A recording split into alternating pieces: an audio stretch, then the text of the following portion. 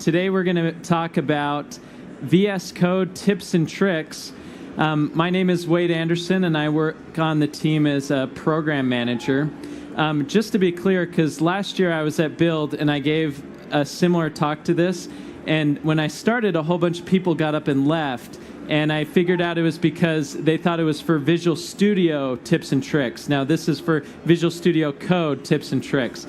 So if you need to get up and leave because you thought it was for Visual Studio, that's okay. I won't take offense. So I'm going to talk about some of the most useful and underused tips and tricks. Give me an idea of how many of you have heard of VS Code. Raise a hand. Okay, a lot of you. How many of you use it daily?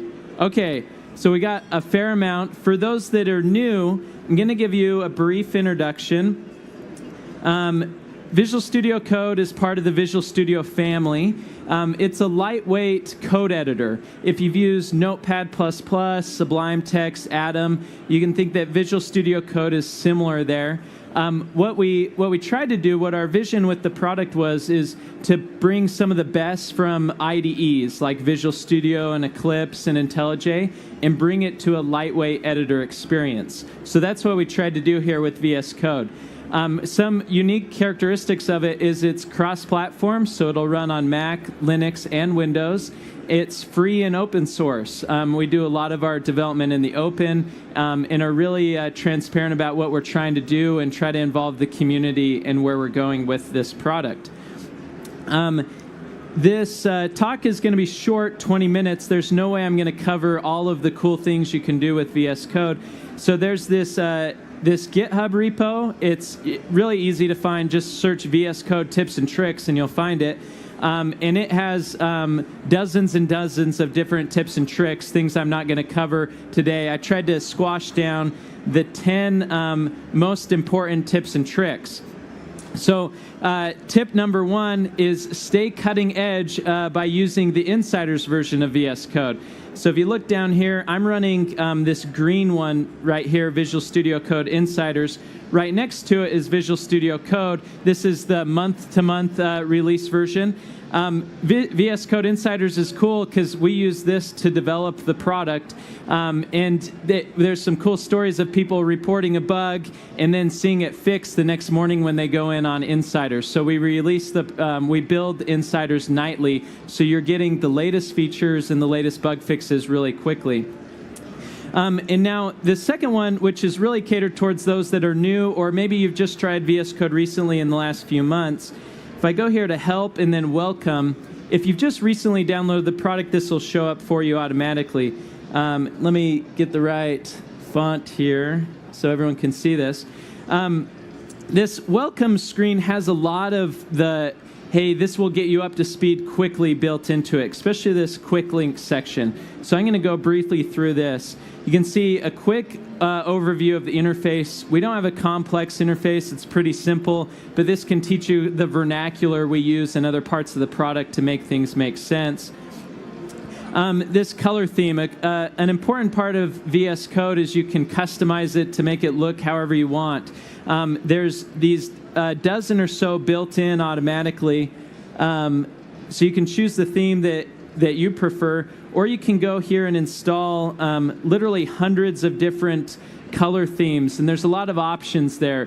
We feel as developers we spend hours and hours looking at our editors all day, so we wanted to give you the most exposure you could to find the right theme for yourself. So that's color themes. Now this third one, which I'm a big fan of, is if you're coming from a different product, you can install, we call it a key map. So it's a whole package of key bindings. And it's really useful. Say you've used Vim, Sublime Text, Visual Studio, and you've memorized these key bindings. You've built up this sweat equity, this muscle memory. You can actually just go, and here's the Visual Studio one. You can install it, and then you don't have to learn new key bindings. You can just use the key bindings you used with Visual Studio. So it makes it really easy to switch from product to product. Often that's what people do. They run VS Code alongside some other tool that they're using. So that's right here, install keyboard shortcuts. Find and run all commands. This one, if there's two things I want you to remember from this talk, it's remember this. This is one of them.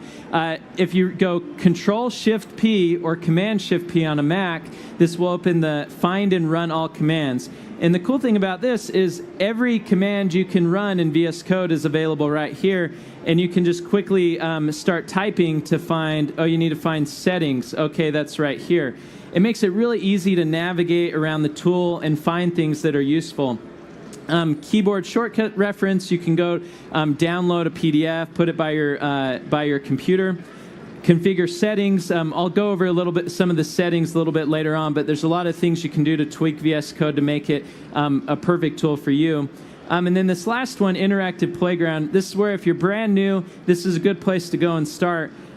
This will show you some of the things that people don't use that often that we just think are so great. So this, for example, multi-cursor editing. And this is a cool playground because I can go in here and actually just play with it right here. So if I want to do multi-cursor, I can do that. Shows how to use IntelliSense, which we have here in VS Code. So I do dot or control space, and we can go up and down and see the different methods for that function or object. Can also do these line actions. So if I Command I, and then this is just showing me if I do Option up and down or Alt up and down, I can move that line. So it's a good way to, oh, how do I do things in VS Code? Go to the Interactive Playground and you can quickly, in 2 minutes, see some of the core features, including rename, refactoring, formatting, code folding, errors and warnings. Here's a snippet, so we'll do a try catch. Or even Emmet, which is a cool HTML expander. So there we go. About 10 or so here that you can try out in the Interactive Playground. Okay, so moving on to number 3, I showed you the command palette briefly, but this was just so important I want to mention it again. Not only can you see all of the different commands, but say you wanted to do this move line up and down. So you type that in, and what's cool is here on the far side, so your guys is right, my right, you can see the key binding for that. This is a great way to start to memorize the key bindings. You can see, oh, I run this command a lot, and then start to remember the key binding to get you faster and more productive. As some of you may know, we built this integrated terminal into VS Code. So I type that into the command palette. I'll do that again so you can see it. Command palette, type new integrated terminal. It shows up here. And I can go up and down here. This is just a terminal like I would have on the side. It's built right into the product.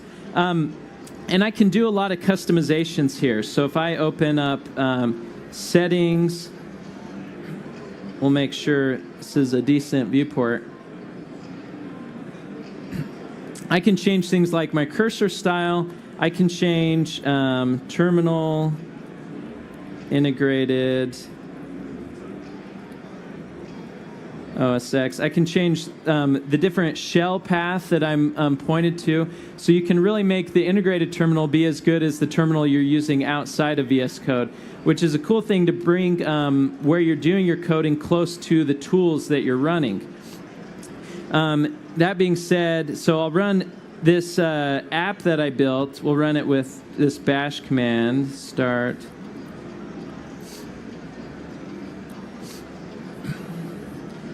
We'll let this load for a second. So I want to show you the next one here on my tips and tricks is, so I run this bash start.sh. This is just like my build script, right? Like I want to get up, start developing. So I run this. It launches a server. It launches my front-end application. And a really underused feature is this thing called task runner in VS Code. So if I go in near the command palette and I type configure task runner, if you're using JavaScript technologies, this will be familiar. Things like Grunt and Gulp. There's also MS Build, Maven, .NET Core. These are all templates you can use to integrate VS Code's task runner with your build tools. Now you might be asking, well, what's the difference between the task runner and this integrated terminal you just showed me? Well, it actually allows just for some simpler steps. So you saw down here I ran bash start.sh. I can run this task. I'm going to change the command to bash and the arguments to start.sh. So now I can run this task from the command palette, which is cool, but not that different than if I ran it from the integrated terminal. What I think is is really useful, though, is if I now go to the key bindings file. So this is where you can customize your key bindings. And what I've done here on the left is the default key bindings. So this is just a JSON file with this is how things are listed today. On the right are the custom ones that I have added. And what I can do here is I can go and say, okay, when I press F5, I want you to run this task, and we're giving it the specific command I want it to run. Now, what I think is really cool about this, if you think about some things you like in IDE land, some things where you can just click one button and things start to happen, you can make that happen right here in VS Code. And it's all in JSON files, so it's easy to check in and share with your team. So if I go here, I'm going to kill the application, and now I'm going to run F5. And this will start the application just with a key binding press, which is pretty cool. It basically makes this, okay, I run my tools from the terminal all the time. I can now integrate it with the task runner and assign those to key bindings to make things even faster. Let's see here. So this is just building. Okay, so this app here, how many Star Trek fans do we have? Okay, a handful. How many Star Wars fans?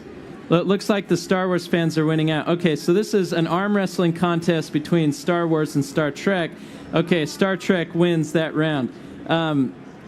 What we're going to do here next is to show, when we get in, we're actually writing some code. So we're going to go here to app.js, and you'll notice the little squigglies. So this is coming from VS Code has some built-in linting capabilities. So this is things like if you have some things wrong with the syntax, we're going to mark that as an error. But you can also install these extensions. So I'm going to show you some of the extensions I have installed. I have this extension installed called ESLint. So if you use JavaScript, ESLint is familiar. It's a really popular linting tool. And with ESLint, I can go in and customize, hey, what errors and warnings is VS Code going to show me? So I have customized where ESLint will mark if I'm missing a semicolon as an error. So it's going to mark this here. I think you guys can see that red squiggly there. And I can go in and fix this. I can also see where are the different errors and warnings provided here by the ESLint. You can imagine other linters can be integrated in the same way. And then I can go and use the light bulb to fix this. So fix this semi-problem. And we'll fix that there. We can save it. So VS Code has the flexibility to work with a whole ecosystem of linters, and it gives you the customization. Here's my ESLint configuration file. I'm saying, hey, mark a semi, a 2 means an error for ESLint. It allows you to really customize, hey, what do we want to mark stylistically as errors, as warnings, or even things that are wrong that we want to enforce across our teams. Jump here to where we're going with the demo. So that was number 6. Number 7 is to really focus with Zen mode. This is one popular one requested by the community. So I'm going to see how it looks there. Okay, so basically what it does is it strips out everything else. You're focused. You are in Zen mode. You're just writing some code. So we're going to go here to franchise.js. And what I want to add is I'm going to add, let's keep track of how many wins Star Trek has versus Star Wars. And this, if you're not familiar, this is called JSX. It's syntactical sugar for things like creating HTML elements. So we're going to do style equals, and you'll notice I get the IntelliSense just like you would expect when you're in some of these larger IDEs. So I'm getting this, and we'll do wins, and let's make sure, close that.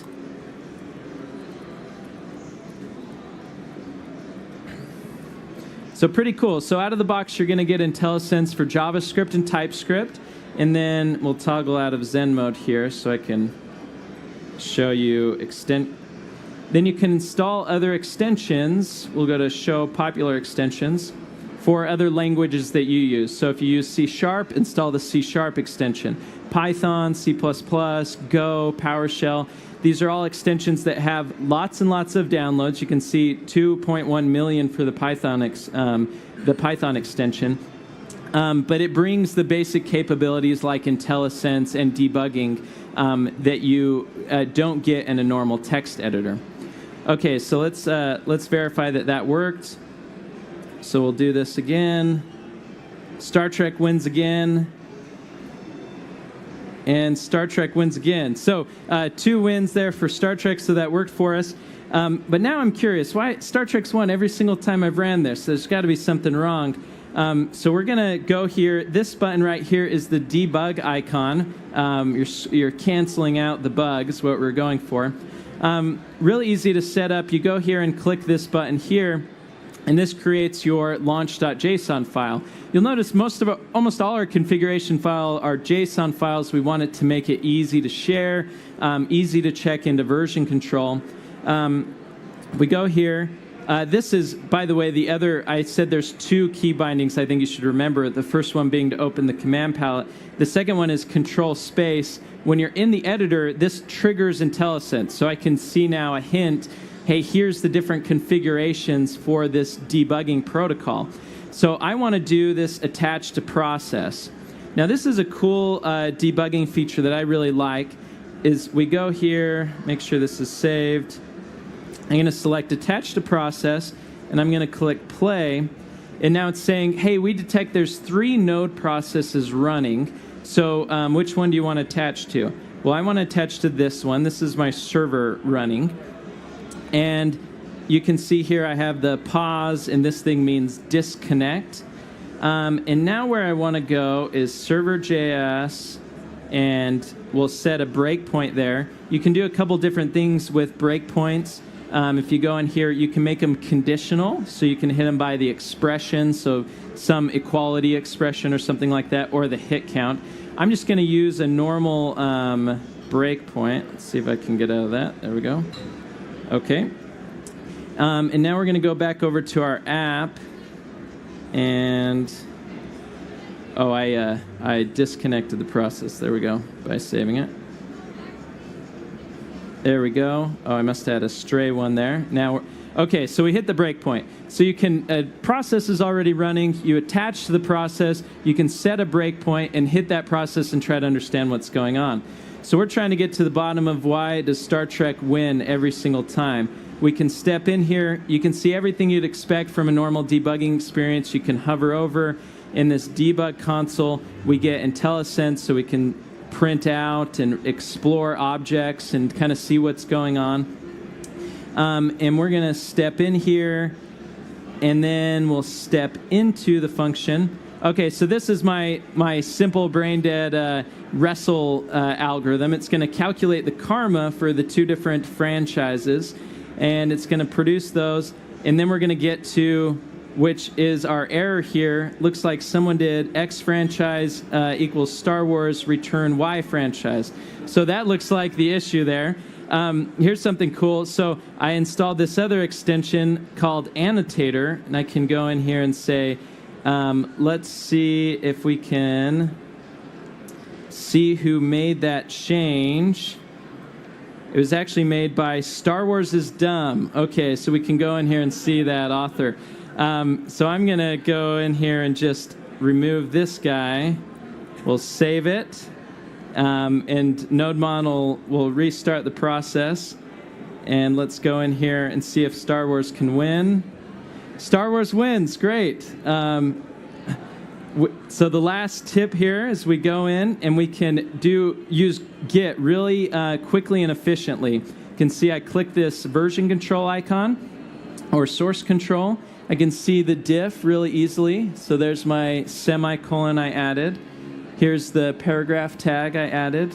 And here's the removal of that faulty logic. And we can just add these files like this and write our commit message, restore order to the galaxy, and enter that commit. And there we go. There's a whole bunch of options, pulling, pushing you can do. Version control is well supported. Not only Git, but any of the other major version control systems. So that wraps it up here. I think that got me through all 10. So those are the top 10 most useful and underused tips and tricks for VS Code. Again, you can check out more at VS Code Tips and Tricks GitHub repo. Check out our product. We're over at the booth over by the developer tools, and try it and let us know what you think. We're on Twitter as well. So thank you, guys.